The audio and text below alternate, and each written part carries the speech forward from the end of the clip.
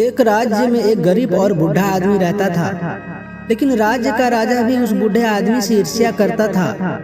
और फिर कुछ ऐसा हुआ कि कुछ ही समय में बूढ़ा आदमी पूरे राज्य में प्रसिद्ध हो गया।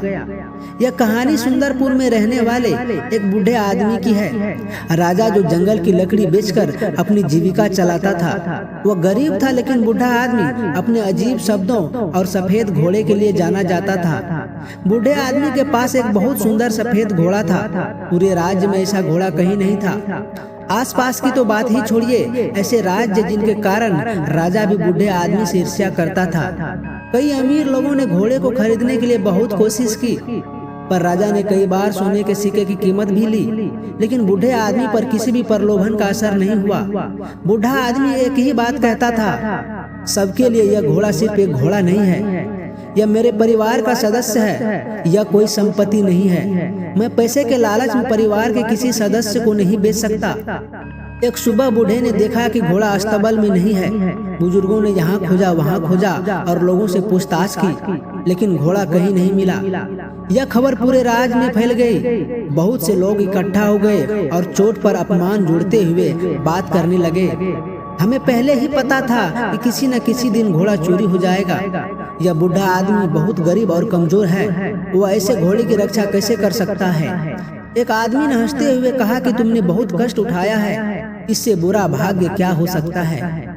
यदि तुमने घोड़ा राजा को बेच दिया होता तो तुम्हें अच्छा पैसा मिलता और तुम्हारा बुढ़ापा भी आराम से कट जाता। बूढ़े आदमी ने ऐसा नहीं किया। किसी की बात पर प्रतिक्रिया दें, बस एक ही बात कही, जो भी है सब ठीक है। सच्चाई सिर्फ इतनी है कि घोड़ा अस्तबल में नहीं है, बाकी जो होगा देखा जाएगा। इस घटना को 1 महीना बीत गया। फिर अचानक एक रात घोड़ा वापस लौटकर आया। घोड़ा चोरी नहीं हुआ था, बल्कि जंगल में भाग गया था। लेकिन आश्चर्य की बात यह थी कि घोड़ा के साथ उस नस्ल के 1 दर्जन और घोड़े आ गए।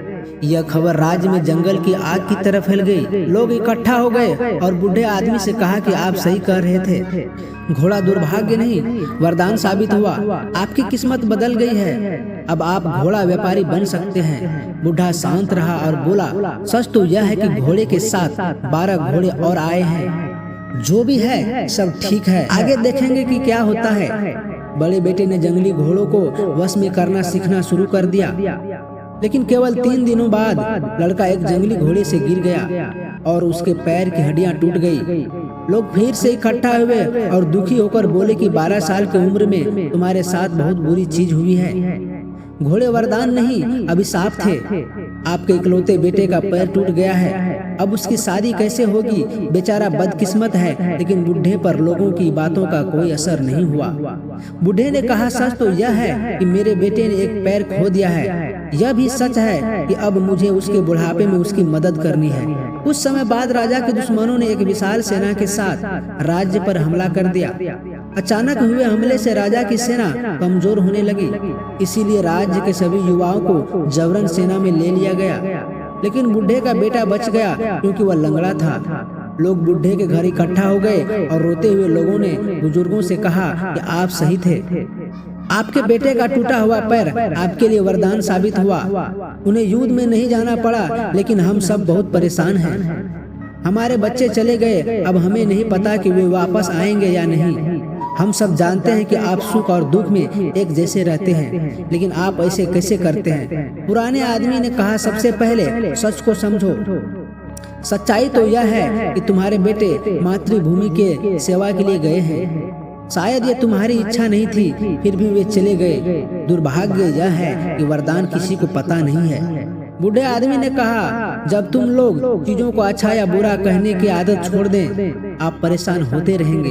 भाग्य का ख्याल क्यों रखें? अगर ख्याल रखना ही है तो अपने कर्मों का ख्याल रखें, अपने विचारों का ख्याल रखें और जिंदगी को खुशी से जीते रहें। जीवन के बारे में जिस प्रकार हम एक पंक्ति पढ़कर पूरी किताब को नहीं समझ सकते, उसी प्रकार आप एक घटना के आधार पर यह कैसे तय कर सकते हैं कि जीवन अच्छा है या बुरा है।